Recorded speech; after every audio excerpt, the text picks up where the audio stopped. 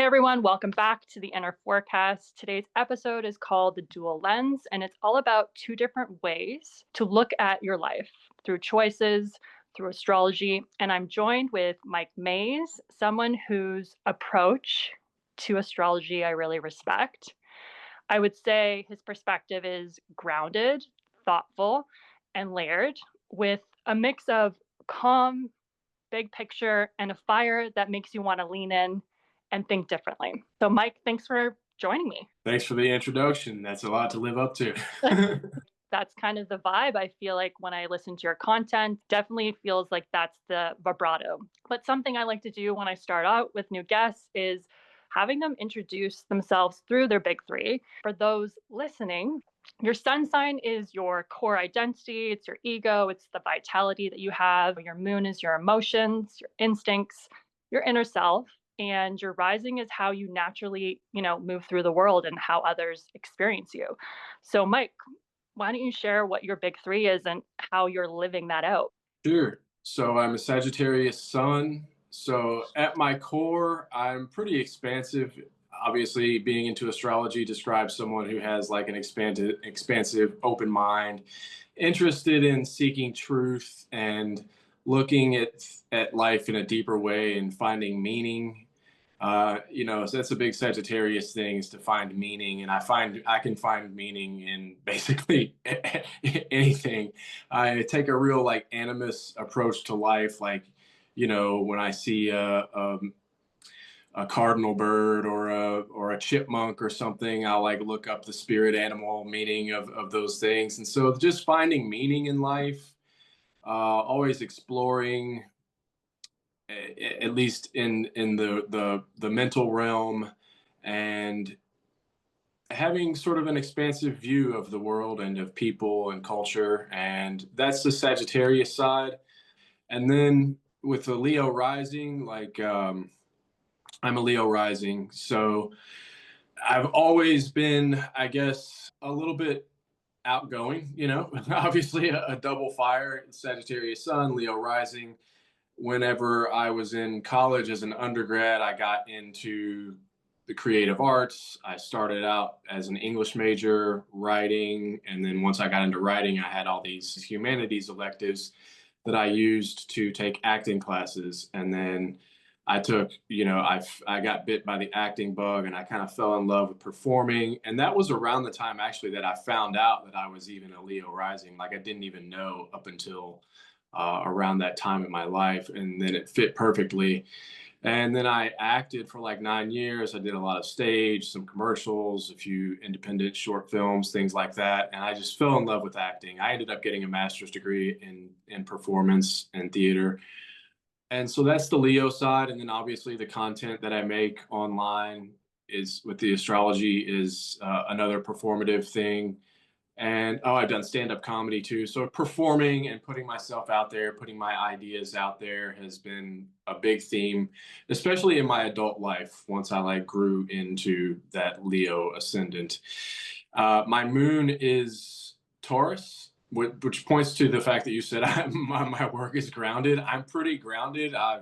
Even though I'm very fiery and passionate and outgoing, there was something in my psyche that told me in my early 20s, early to mid 20s, to pay attention to the details. And I have Mars in Virgo and a Taurus moon, Venus in Capricorn. So I have a lot of earth. And something told me that even though I had big ideas and an expansive approach to life, I needed to ground that energy. And that's where the Taurus moon comes in, especially the astrology. I try to make it really relatable to people who, like, I'm called the blue collar astrologer. I want to kind of be maybe like a bridge between the really out there, far out visionary side of astrology, and then like the brand new fundamental side of astrology. I try to like be a link between those two, I think, and try to like introduce people, but still keep it kind of deep at the same time. So, and that's where the Taurus moon comes in. I love stability and comfort, and feeding my five senses. These are all Taurus moon things. So yeah. Yeah, that's beautifully said. You know, what's interesting, this might be a little bit deeper for people that are like newer or novice to astrology, but what's kind of cool about hearing about your take on it and your lived experience is that, you know, being a rising Leo has a lot of Sagittarius placements and they're in the house of Leo. So you Yeah. have that, like, you know, that idea to like express yourself a lot in this lifetime and share that in whatever modality that you feel fit. And so it sounds like, you know, the performing arts and then shifting into being online to share your voice in this sort of, I guess, Sagittarius way, which is like exploring the bigger picture and, you know, the universe and what does everything mean and how can I put verbiage and words to that to explain what seems so out of reach and bring it down here to earth in a Mm. practical way so people can digest it and actually use it to their advantage, which is kind of why I like connected with you, because for me as well, I like to bring like the left and the right together, you know, like so that it's not just information, but it's how can you guys use this in your day to day, and how can you like take something that seems so out there and like apply it so that it feels like, okay, yeah, this is great. So whether you're just starting to use astrology as a tool or to better understand yourself, or if you're looking at your chart for a while, into like today's episode, we're like going to share some like personal insights and practical ways you can start to use your chart in the day to day, like I said, and kind of, you know, like a soul centered planner is how I like to say. Mm. So to start, I want to like get personal and like ask some good questions, give the listeners sort of a behind the scenes idea. I would love to know from your perspective, if someone's like new to astrology, like where do you really recommend that they begin? Trying to use astrology to help you grow. Like, I used it to give me a creative edge when I first got into it. I was reading a horoscope column called Free Will Astrology, written by Rob Bresney, when I was taking acting classes. And I noticed that it gave me an edge in the acting classes and in my writing, just being open to this idea that I'm connected to something beyond me and that it was ultimately for my own benefit and my own good and expanding my worldview. And it really cracked my life open in a lot of ways. And I think that if people could like concentrate more on the ways in which the astrology can help you crack open your creativity, your yeah, like a basically like a planner, but with the soul, like you mentioned. It's like a it's just really, I would say, to concentrate on how it's working as opposed to like really trying to figure out the jargon of it all. It's like if you can find someone who speaks to you and kind of compartmentalize the fact that it's a lot of jargon that you might not have a full grasp on, if you can feel it and sense it working in your life in a practical way, then that's the best start, because then you'll be bought in. You'll be buying in to the fact that it really works and it's really real. I'm going to go a little different with my answer. I'm going to actually go specific with placements. I'm going to say, like, beyond your big three, your rising sun and moon, I'd say your Mars and Venus. Like, check out your Mhm. Mars and Venus, because Mars is all about your drive, your energy, your gusto. It's the part of you that takes action, sets things into motion, to go after what you want. And it also is tied to like your primal instincts. Mm. So, how you respond under pressure, like what's your conflict resolution, right? These are like things you want to kind of know. And so, when I'm working with clients, I feel like we lean into this because, especially when I have clients that come in that are feeling unmotivated or they're feeling stuck, it's like, okay, Mars is one of the first places I look at in your chart, and it shows like how you're wired to take action and like Mm. when you're off track, you know, or burnt out, or like Mars can tell us why. And Mm. sometimes Mars is like, how do I put it? It's like you're being blocked by a transit, or it's in a sign or a house that doesn't align with like how you've been pushing yourself. So understanding that can help you shift, and you might even realize you've been forcing action in a way that doesn't actually work for you. Yeah, that's a good way of actually using the astrology to help guide you. Yeah. And then Venus, Venus is what we value, and what brings you joy and how you connect, and but not to like just yourself but to others. It shows your natural magnetism and like how you attract love, beauty, and even like opportunities. So beyond relationships, Venus also reveals like what feels good and what's worth your energy and what makes you feel like you.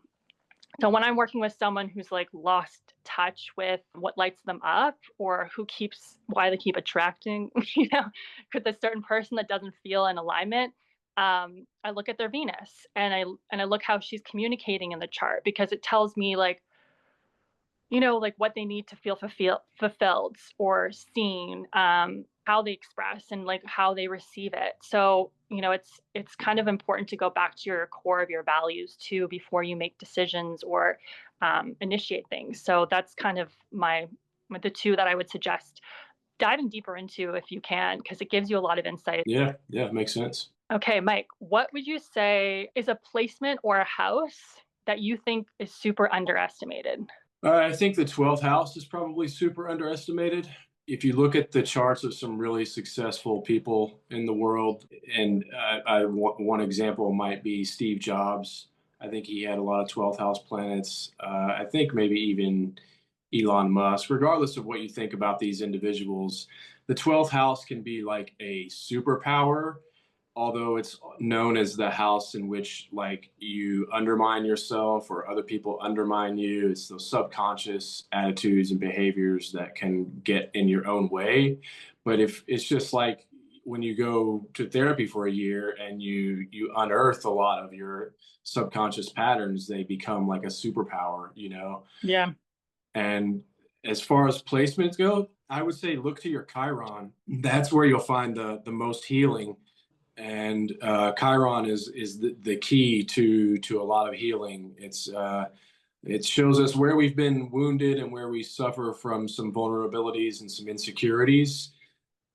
That's where if you can start to heal that stuff, then that's where a lot of the really juicy part of life is. Beautifully said. Yeah, it's funny. I agree with you about the 12th house. I was also going to say the 12th house for sure. I've noticed over time, both in myself and with clients, is that if your sun or moon is in the 12th house, there's like this emotional or even like spiritual initiation like early in life.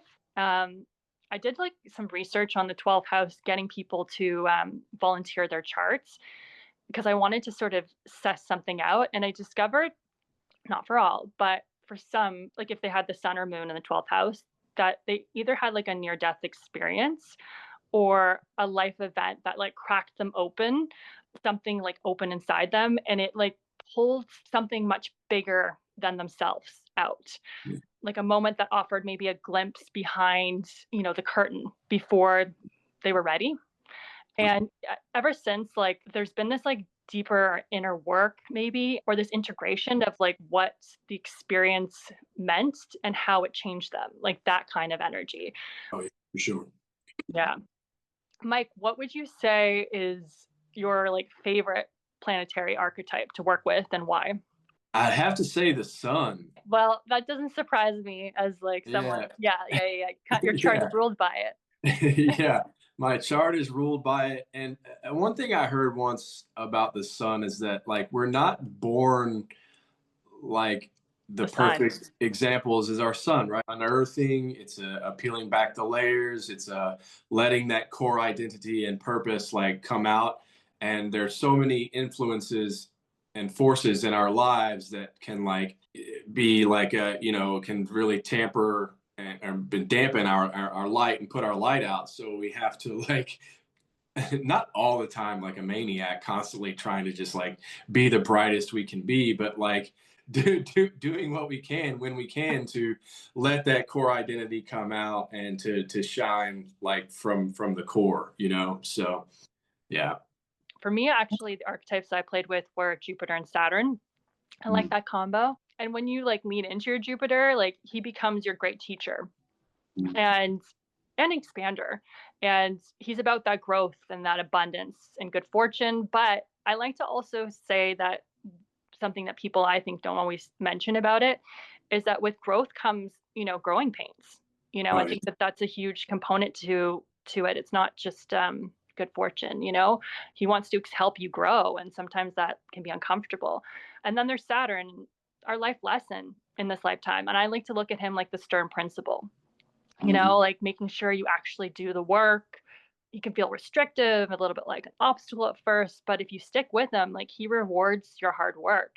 I've seen, so many charts where these two planets are combined. And honestly, I think that's a really powerful pairing because Mhm. I like to even defer to these two, like with clients, when to help you realize, that there's freedom with discipline. Yeah. And that structure and patience can actually open up levels of growth and opportunity. So I always remind people to keep an eye out for their Jupiter and Saturn. Like they tell a powerful story about your growth and how you're building lasting success. Yeah. Oh yeah.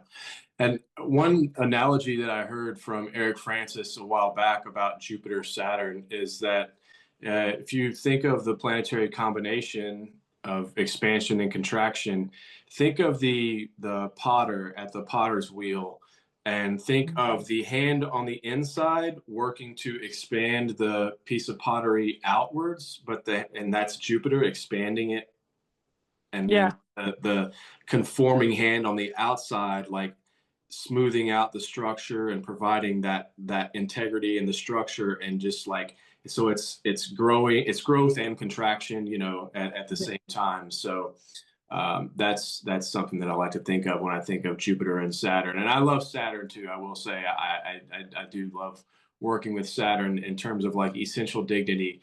It's got the most points in my birth chart. That's awesome. I don't Yeah. know what that was a beautiful visual and metaphor for people to think about. It actually made me think about. I don't know why this came up, but it was a good example of when you get like straight A's. And I heard a professor say this. Like he's like, when you get straight A's, it's not as valuable because you're just memorizing content. But the people that like fail and have to problem solve become more Mhm. valuable. It's like that's the skill Yeah. set of it. So it's like Yeah. that idea of failure or whatever, but you actually is such a big component to growth and such a good component to having to like problem solve or be tactile and like kind of get into it a little bit deeper. So I don't know. I think that that is kind of the what I think about in terms of like, feeling that restrictiveness, but then that growth and that combination and how it can actually be such a more beneficial experience for you as a human being. Yeah. Cool stuff. What transits have been the most life changing for you? My Saturn return. Ah, me too. Okay, yeah, me too. So, but my Saturn return was heavy. You care to share whatever you feel comfortable? I will share one thing. So Saturn is in Libra, in my chart, in my third house, but it rules my sixth house, which is my Capricorn house. And the sixth house is the house of, among other things, chronic illnesses. And I was diagnosed with type 1 diabetes at 30 years old during my Saturn return, which is like pretty rare to get diagnosed with adult onset type 1 diabetes, but just out of nowhere, my pancreas said, I'm done working. And yeah, so that was a big game changer for my Saturn return, was that. Yeah. Yeah, I mean, that's definitely not casual. So No, no, yeah, no. no, not casual at all. I mean, Um, my relationship struggles at around 30 were nothing compared to that, so. I also have to say that feel my Saturn return was woo, it was a big one. Mine is in Capricorn. Oh, And okay. yeah, so for those who don't know what a Saturn return is, usually happens between the ages of 29 to 31. It's the return is like the exact moment that comes to the exact same degree of when you were born, but the full influence begins when the Saturn like enters the same sign as your natal Saturn and ends when it leaves. So that could be anywhere between 2.5 years to three. And the first one you have acts as like a major, I want to say major threshold into adulthood. It's when you're asked to take, full ownership of your life, your choices, your direction, your commitments. For a lot of people, it can feel like pressure, responsibility, restrictions, like we've already mentioned, like a reality check, if you will. It's an Mm. invitation, though, to grow into your authority. And we have three in this lifetime, and each one feels a little bit different. My Saturn return happened in Capricorn in my eighth house. So Capricorn already has like that sort of seriousness about it and the demanding, but when it moves through the eighth house, it like tends to bring major internal transformation. So this period wasn't just about maybe my career or structure, typical like Capricorn themes. It was more about like facing emotional depth, loss, power dynamics, deep psychological truths. Saturn in my eighth house made me look at what I was holding on to, like fears, control, patterns, like I hadn't outgrown. It slowly like stripped them away, and it asked me to build something stronger underneath the surface, something I could really trust. And for me, that's around the time I started to lean into becoming a full time astrologer. Mm. Nice. So yeah, so how do you personally decide when to take action and when to wait using astrology? Okay, if Mercury is about to go retrograde or Mercury is retrograde, I'm not gonna buy a new car. I'm gonna look for a fix if like my PC is messing up. I'm gonna look for a fix. I'm not gonna go out and buy a new PC or a new phone during a Mercury retrograde. Certain things that in the astrology I will pay attention to, and like I'll like hold my tongue or I'll not do something because I know it's like the writing's on the wall. I guess astrology is so much a part of my life that it's just like built into my decision making at this point. And so I'm not like micromanaging and stuff. The main thing I focus on is like making sure that I'm meditating. And the astrology usually will like reflect that. The astrology will usually be aligned with like, oh, this might not be the best time to take action on that, even though my mind is like wanting to like force an issue and force something. So it's like, oh, the astrology is aligned with how I feel on the inside and what my intuition is saying, even though my mind is like, yeah, do it, So it's a freaking tightrope. Well, yeah, I think it's really interesting you say that because I think for people that are listening, astrology is happening whether you know it or not, right? And Right. typically Yeah. you're already intuitively, which we want, you to vibe off of is, to trust your instincts, to trust your intuition. And it's usually leading you that complements the astrology. So I often like to reference it to helping you break out of patterns, helping you connect the dots, understanding why this happened. Like I go through my chart to unpack things that have happened, like a conversation, a decision, sometimes not even from the future perspective, but from the past. Mhm. And we have free will with our chart, right? Like this is the thing about it. I say to clients all the time, uh, here's an opportunity maybe where you're going to meet somebody, but the quality of the person is going to be up to you and what you allow in. Mhm. So I could tell you, yeah, you could maybe meet someone at this window, but the quality of the person is really up to you. Because what my teacher used to say, Cupid is blind. He's just interested in the connection in the moment. So Mhm. whether that's for karmic or dharma reasons, like that's really contingent on you and like what you're doing and what your lessons are and what you're here for. So for me, it's like a mix of intuition and astrology also working together because it's not a one size fits all. Right. Astrology definitely gives me the framework to understand the kind of season I'm in. Yeah. And when I'm deciding whether to take action or to wait, I look at like planets that are active in my chart, especially transits to Mars, which rules drive and action, which I mentioned, or like my moon, which shows me like how I'm going to be emotionally aligned or how I feel. I pay attention to the season of the sun is in as well. Like if the sun is moving through my fourth house, like I know I'm in a season that calls more for rest, and like grounding and tending to the home and in my inner foundation. But if the sun's in my 10th house, like that's often a green light for you to focus on work or your Yeah. visibility and like taking bolder action. Um, Yeah. because like for instance, like we're in Leo season, so like the sun's on Mike's front door, right? So this is an interesting time for him to like kind of meet his reality in a certain way. And for me, it's in sharing through social media and through my immediate surroundings. So, like, knowing that is kind of what perpetuates these sort of connections and this alliance for us to come on here and to chat about these things. And of course, I do track. retrogrades, new moons, full moons, the cycles can show me whether it's time, for something new, to reflect, to let go. Now that you mentioned that, it is the sun and the moon. Yeah, where the sun is in your chart based on its transit, whether it's in your fourth through 10th or wherever it is in your chart, definitely. Yeah, that I definitely pay close attention to that, and that it definitely determines like action and output for sure. And then, like you mentioned, the moon cycle too, whether it's a waning moon or the moon is waxing towards full, whether it's a new moon. Yeah, those are important. Mike, what was the first placement that made you feel seen?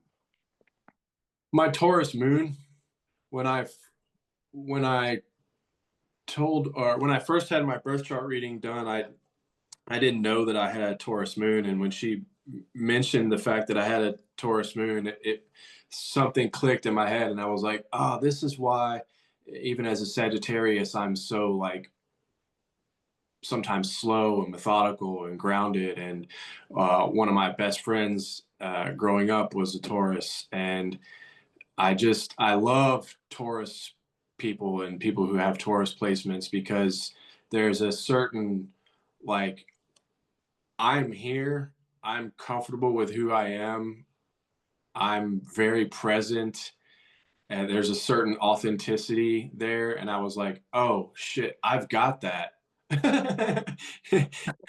That was fascinating to me. And I felt like there was a part of myself that it was my inner part of myself that I hadn't seen until that point. It's my emotional nature and who I am, on the inside. What part of me is lit up at night, and it was like I was kind of blind to that because for whatever reason. But once I found out that I was a Taurus moon, I was like, oh, I felt just like I felt like instantly embodied and like instantly more comfortable in my body and more comfortable with being slow and methodical sometimes. And yeah, that was just like, just made a lot of sense. I love that, because I think our moon needs to be fed. And sometimes when we're feeling a little out of place, I always feel like the nurturing your moon and like your fourth house is really going to help you anchor into like the changings or the changes that are inevitably going to happen, especially this year and next year. So yeah, that's great. Like I'm glad that you got that validation and confirmation. For me, it's definitely my midheaven in Aquarius in the ninth house. That was like the first placement that really made me feel seen. It reflected something I had always felt but couldn't explain. So for those who don't know, your midheaven in your chart is like the specific point. You will see it like in your chart. It looks like an MC, and it shows like the like to the like it's the highest point in your chart, so it's the most visible. Um, and it's becoming like maybe what you're known for in some way. So for me, it's like your personal spotlight or your brand in the eyes of others. So learning that mine was in Aquarius and like leaning into it gave me this like permission to take the path less traveled, to follow like a non-traditional direction, to explore, to teach, to share, to connect across cultures, beliefs, all in a way. And so seeing that placement helped me understand why I never quite fit like the normal 9 to 5 career mold, or like that because I wasn't really meant to. And it helped me stop trying to force myself into a lane that didn't feel good.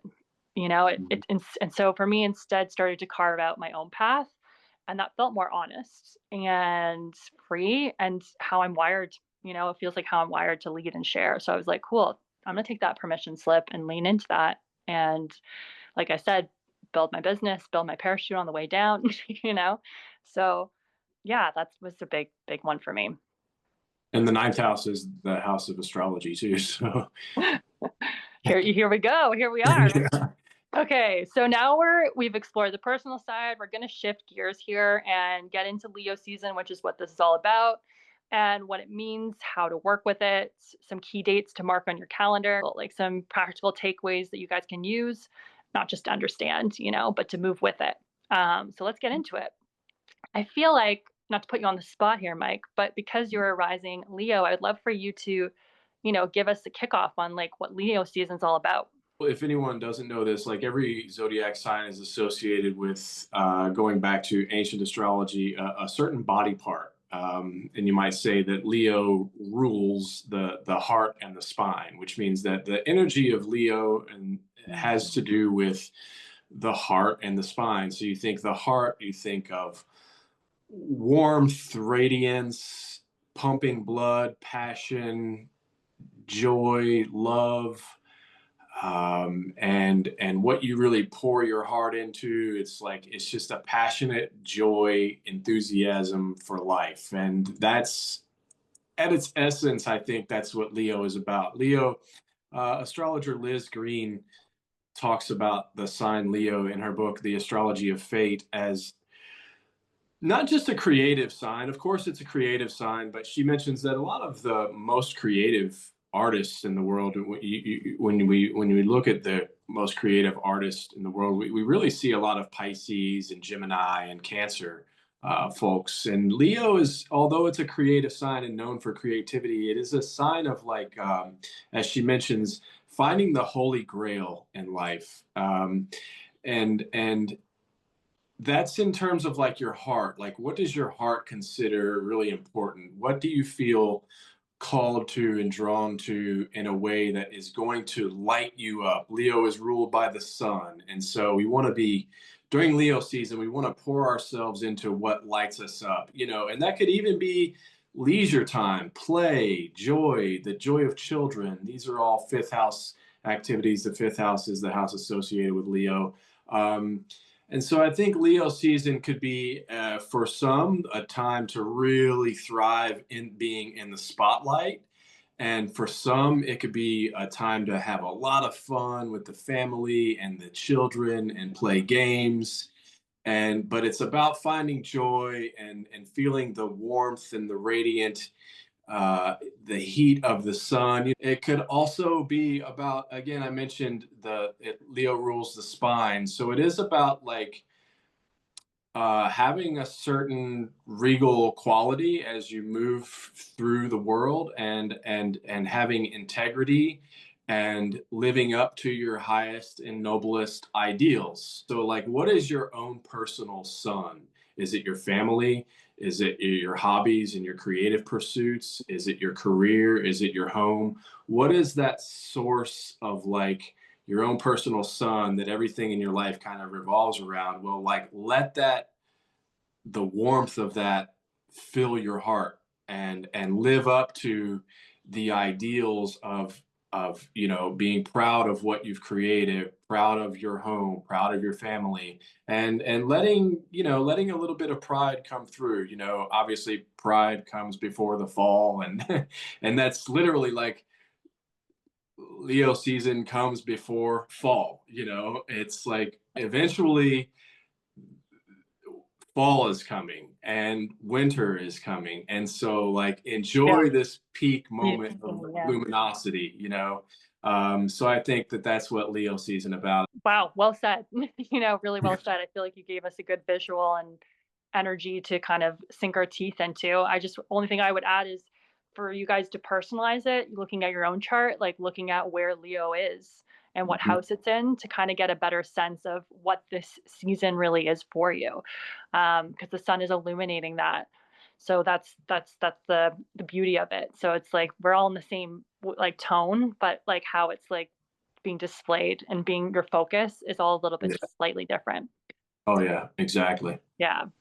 So July 22nd, Sun enters Leo, and we have the Sun, the life force, making this opportunity aspect towards Uranus, which is about change and communication in Gemini. So this is like officially the start of Leo season. So, an energetic shift that invites you to take up more space and do things a little differently. Maybe you might suddenly realize, a fresh way you want to express yourself, whether it's through your words, your style, or a way you show up in your relationships or work. But it's also an invitation to, break free from like maybe how you've done things before, to take more authentic or creative risk even, Mhm. and break free from something that feels like it's been limiting, or if you're feeling stuck or unheard or like you're just going through the motions, this is like a green light to try something different. Like, is there a part of you that's been craving more freedom and fun? Where are you feeling ready to like break out of the box socially? And a way to work with this is maybe try something that feels creatively risky perhaps, or post something, speak a truth, don't over edit, follow what feels like you. Yeah. Yeah, exactly. Yeah, Uranus is astrologer Adam Ellenboss mentioned something about Uranus. He was talking about like some characters from pieces of literature and film who are like Uranian. And there's a certain element of the cosmic trickster. Uranus is the cosmic trickster, and Uranus is there's a little bit of moral ambiguity when it comes to Uranus. It's like this. It's like I'm gonna be. It's like the Joker. He one of the figures he mentioned was like the Joker in the Dark Knight. Even though he does like some really effed up stuff, there's a certain part of us that wants to like, I mean, I know there is in me that wants to like shake up the routine and really break the rules sometimes. And that's if we can, in healthy ways, shake up, break up the routine, the structure of how we express ourselves before, and allow for a little bit of that cosmic trickster to come through. I think that could do a lot of people a lot of good, actually. Yeah, I would definitely call on Uranus when you're feeling stagnant. Like, he's a great ally to have to help sort of the plot twist to shift. I feel he feels disruptive when you're not listening to your intuition, or you're not listening to the changes need to be Yeah, made. And then right. that's when he comes in and he's like, disrupt, plot twist. And it's kind of like, wait, what? But you're kind of like, yeah, actually, I knew I needed to change that, but I just Yeah, wasn't listening or something, right? yeah. Yeah. Okay. So I think Mike's going to do July 24th, which is the Sun in the Sun in Leo trining Saturn retrograde plus Neptune retrograde in Aries plus the new moon in Leo. Plus, the new moon in Leo is opposite Pluto. Oh, yeah. Oh, there we go. Yeah. So Take it I'm away. gonna, I'm gonna, first of all, obviously it's a new moon. So a new moon is a new beginning, a time to set a new intention. And you want to look to the Leo portion of your birth chart and just think, okay, there's a new beginning here. There's a chance for a new beginning in this portion of my life. And so, and again, keep those things about Leo in mind. Creative fulfillment, enjoyment, what makes your heart feel full, what can you live up to with a sense of royalty and integrity, and what can you really, I keep straightening my spine because Leo rules the spine, so it's like what in life is making you do that, right? And Yeah. kind of like perk up and feel excited and passionate about it, saying if you rise to the occasion and fulfill the duties, obligations, responsibilities, and you do it with discipline and persistence and you stick to it, I'll reward you with going beyond this threshold. And then Neptune is here as well. And Neptune is saying, spiritualizing this whole new moon and glamorizing the new moon and saying, damn, if I have this new beginning in this area of my life, it's going to be so beautiful. It's so ideal. I can see the dream, I can see the vision. And Saturn is saying, yes, but be disciplined, be grounded, and be responsible. And so it's a lot to ask for. And it's opposing Pluto. So here's a chance to look at any stalemate in your life, what outside forces, attitudes, behaviors, circumstances, whether it's a person, a career, a location where you're living. It could be an inner part of your psychology that's asking you to transform and to change, and to do it in a way that is unconventional since Pluto is in Aquarius. So a lot is being asked of us here. because we have this new moon, new intention, new beginning. We have Saturn and Neptune in Aries retrograde. So there could even be some reconciling with past obligations, duties, or past ways in which a dream failed us, because sometimes Neptune can show us like, oh, I had this dreamy vision, but I've been disillusioned by whatever didn't happen. It didn't fulfill my expectations. I had on rose colored glasses. And so a lot is being asked of us here, but I think the main thing is to like have a new intention and create a new beginning, but in a way that is going to be sustainable and in a way that is at the same time part of a deep transformation. Amazing. Okay, so I'm going to do July 30th, which is Chiron retrograde in Aries plus Venus entering Cancer. So this combo this day hits more deep on both personal and independence. With Chiron, which is what Mike mentioned, it's the key to our triggers and the key to our healing. I feel like it's like the salve also to it's the salve to the deep cut. So leaning into that and learning about it is great, and also recognizing that it's in Aries. It's like anything that's retrograde is just like a time to do things more inward. So you might feel around this time like a little tender, a little more raw around asking for help or where you truly belong, because Aries is I am.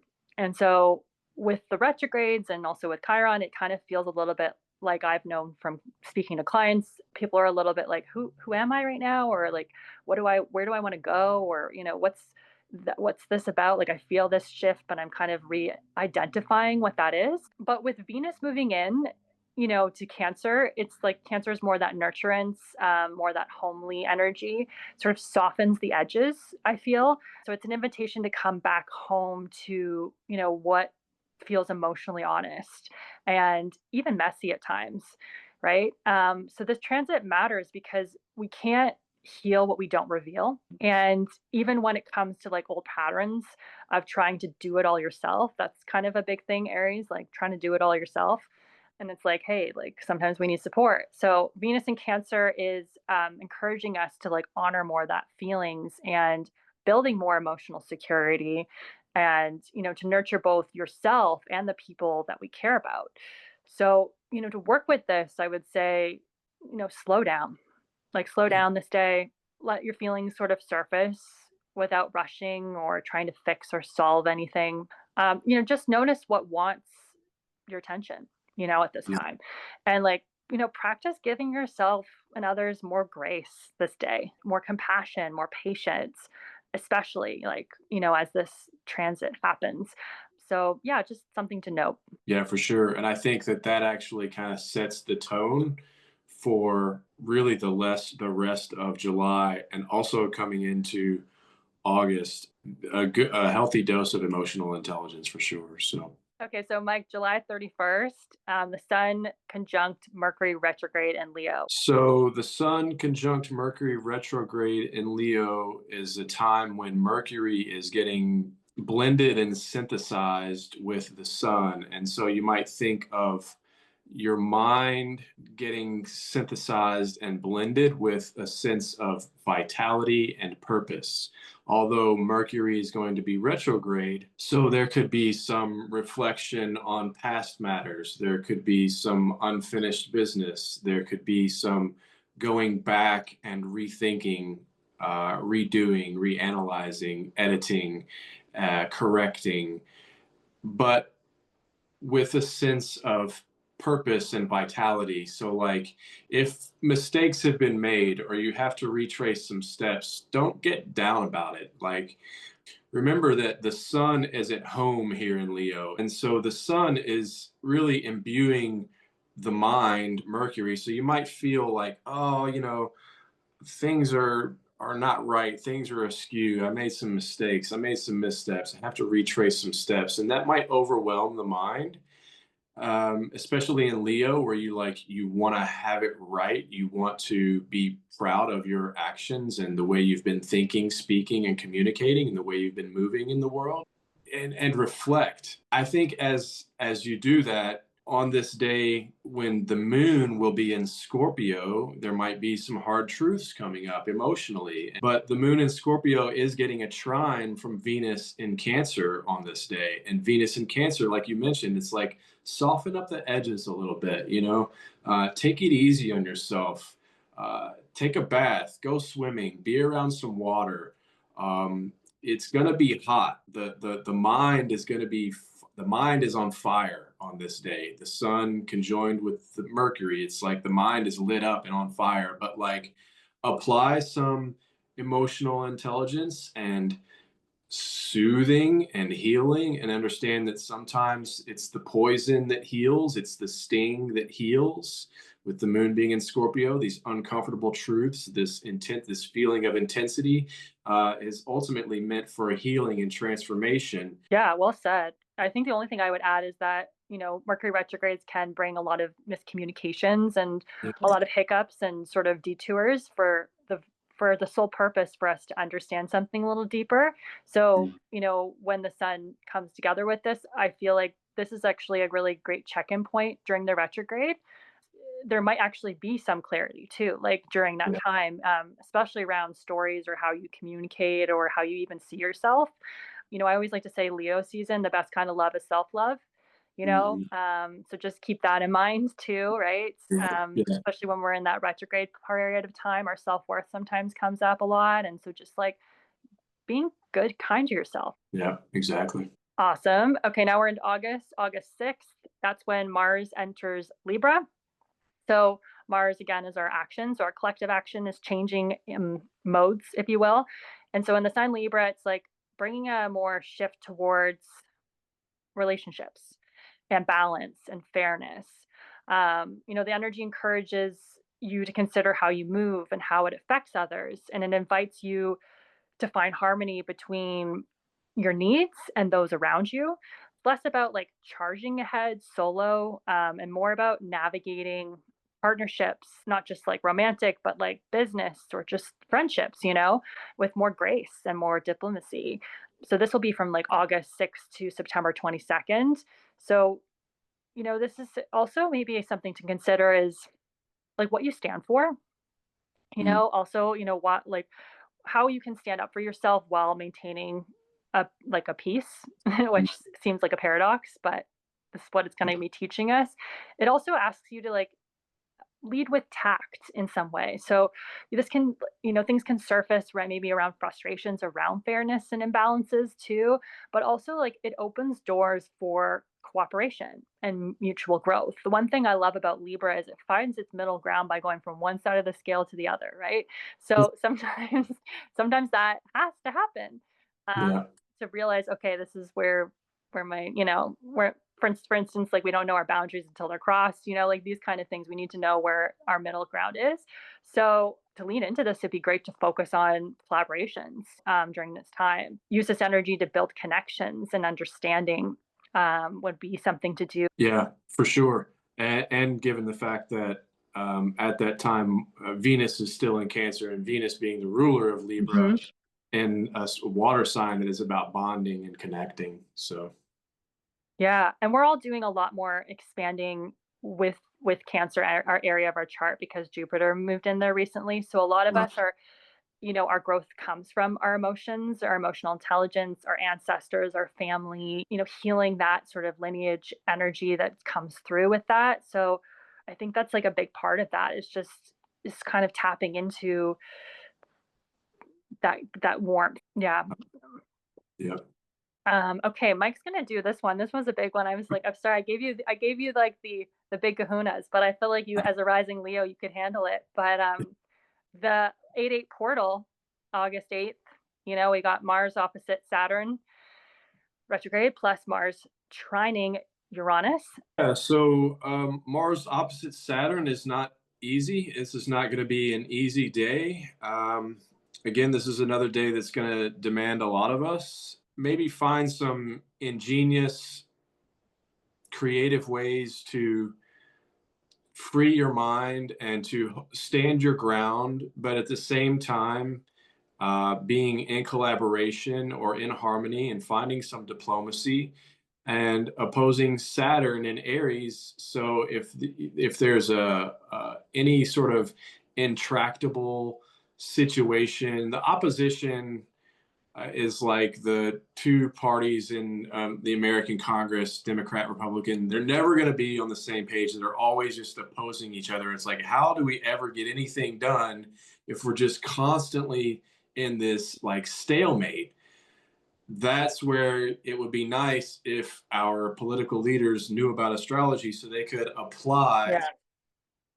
this Uranian factor that I think is really the saving grace here, this support beam of breaking up the structure. If there's some sort of intractable situation, attitude, circumstance, event, behavior, and it could be even be just in your own psyche, if you have like this disciplined army general side of your self that is like, you've really gotta be an individual and strike out on your own and be a pioneer. But the Mars in Libra is like the drive to be in union and to have the formal bond and the formal agreement.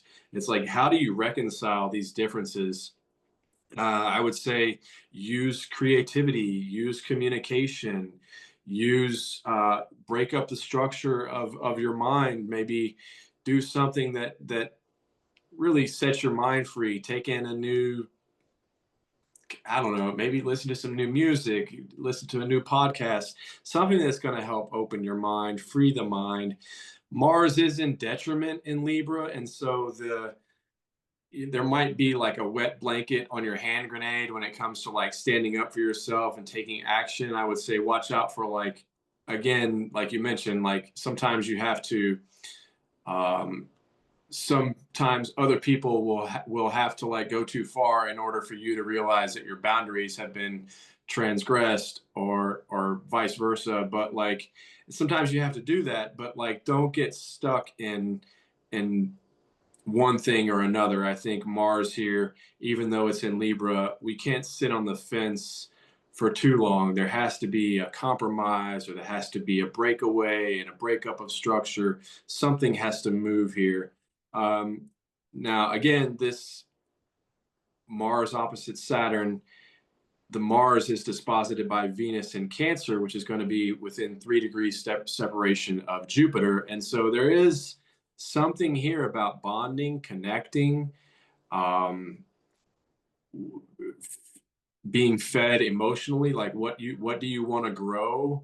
What do you want to tend to and nurture? And Mars opposition to Saturn could be like the stalemate. Like, do I go on my own, or do I join forces? There could be a lot coming up on the 8th. What a portal to step into. Okay, so me, August 9th is the full moon in Aquarius. So this full moon shines a light into our connections, our collective, our community, our communities, our circles, and your place within them is how I like to say. So it's like Aquarius energy asks us always to zoom out and ask ourselves, like, am I connected to the people who, truly see me and truly support me? Am I showing up as my real self? It's about like belonging without like bending or blending in, rather. Contributing without losing your individuality. This mood can like stir up, I would say, feelings of being on the outside, or, craving like a deeper connection.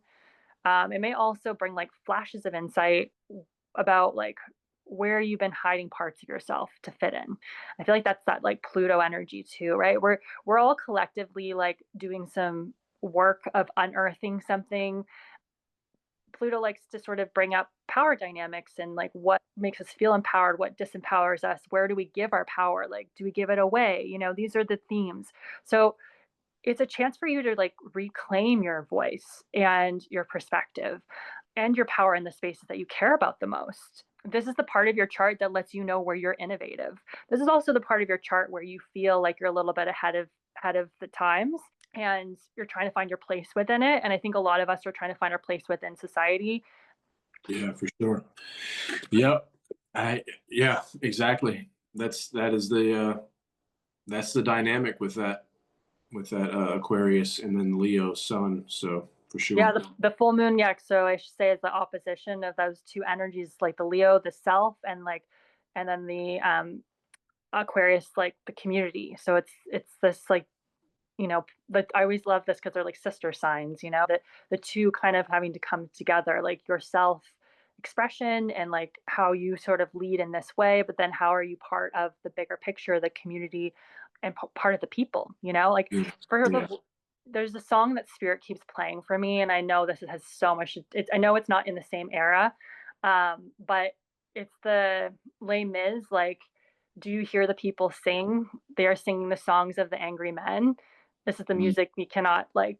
It's kind of this idea that we're supposed to like come together, as a society and like make these changes. I think people serve as purposefully to bring out these other points of view, right? So if the pendulum's swinging way over here, then it's going to have to get us to come together as a society here and move together differently. Like the power is not in I don't want to get political, in the government. It's with the people.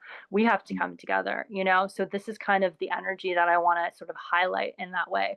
But not only Yeah. just like us together, but who are you amongst all of us, right? And like we want you to Mhm. be your authentic self. And authenticity is, I know, a big buzzword, but like here's the thing about it. If you are being your authentic self, not everyone's going to like you. Yeah, for sure. And one thing to bear in mind, especially if you have a lot of fire or Leo energy in your chart, is to definitely pay attention to how your audience is reacting to you. Mm, Yeah. So yeah, because you don't want to. No, nobody is an island.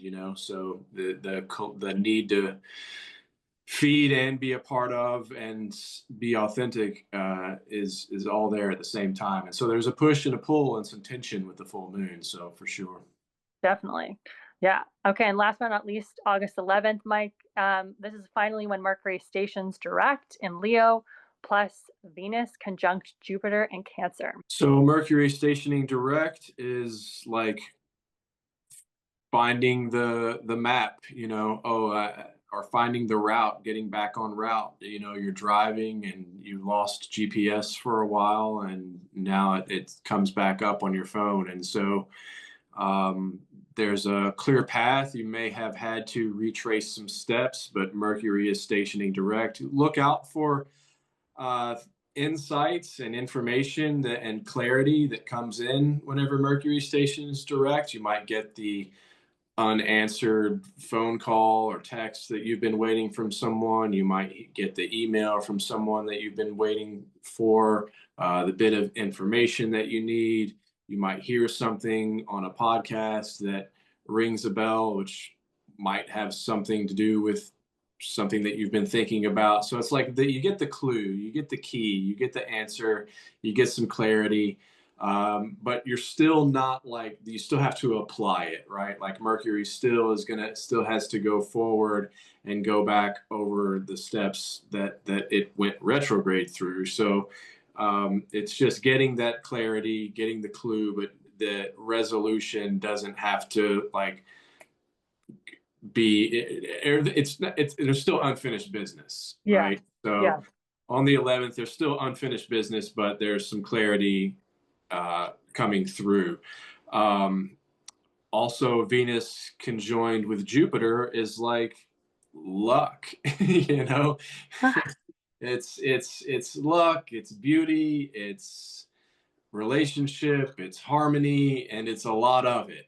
Or if there are, Jupiter magnifies whatever it is touching, for good, the bad, and the ugly. So if there's some like fault lines in your relationship or in the way you've been handling money, or maybe your style, your aesthetic is not what you want, Jupiter will magnify those things, will magnify the troubled spots or the Yeah. fault lines. But it's a point of like, it's a reset for these two in terms of their synodic cycle. So even if something is magnified to the point to where you can't ignore the writing on the wall, that's a good thing, because here's where you make the pivot. Here's where you reset the cycle. Or if you're on the bright side of this conjunction, then like here's this like blending and synthesis of the goddess of love with the planet of growth, optimism, abundance, swagger, charisma, expansion. And so this is a day of like grand happiness and celebration and social and romantic relations in a big way. So and in Cancer, it's like emotionally fulfilling, it's soulful, it's deep. And so um a good day to socialize, a good day to reconnect with someone, maybe because Mercury is stationing direct. Um, Generally, a pretty positive day, I would think. It seems like some clarity and some celebration and some social or romantic relations happening too. So. Okay. Well, Mike, thank you for sharing your insight and your perspective and your time. And I know so much of what you shared will really land with some people that are listening. And I hope this conversation gave you guys, meaningful things to sit with, and some ways that you can start, working with your astrology in your own life. Your chart isn't just something to look at once, it's a living map that keeps unfolding. And at every turn there's something new, but hopefully you guys have some like good places to start. And if something here sparked a thought or a feeling or shift, like share it with a friend, tag us, or reach out. I will always love hearing from what resonates. And of course I'll be sharing Mike's info in the show notes so you can reach out to him. And other than that, Thanks for having me. Thanks for the opportunity. It's been good getting to know you.